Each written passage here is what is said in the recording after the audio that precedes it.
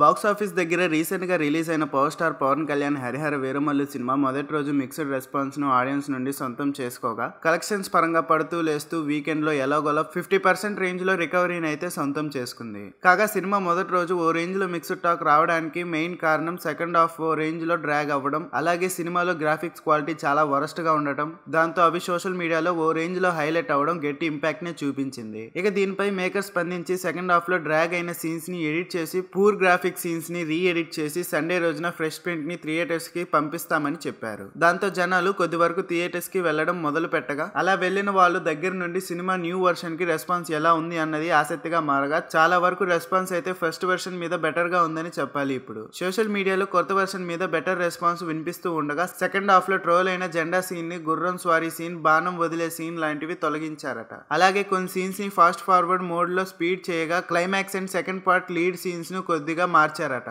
First half కి audience నుండి better talk వినిపించిన సెకండ్ హాఫ్ ట్రోల్ స్టఫ్ అవడంతో ఓ రేంజ్ లో మిక్స్డ్ టాక్ సోషల్ మీడియాలో స్ప్రెడ్ అవగా ఇప్పుడు ఎడిట్ చేసి రిలీజ్ చేసిన కొత్త వర్షన్ బెటర్ రెస్పాన్స్ ను సొంతం చేసుకుంటుంది. కానీ మేకర్స్ ముందే ఇలాంటి నిర్ణయం తీసుకొని ఉంటే సినిమా ప్రస్తుత పరిస్థితి చాలా బెటర్ గా ఉండేది. ఇక ఇప్పుడు కొత్త వర్షన్ ఎంత వరకు ఫుడ్ ఫాల్స్ ను పెంచుతుందో చూడాలి. మరి చూస్తున్నానండి. లేటెస్ట్ అప్డేట్స్ కోసం దయచేసి మన ఛానల్ ని సబ్స్క్రైబ్ చేయండి, లైక్ చేయండి, షేర్ చేయండి, కామెంట్స్ పెట్టండి.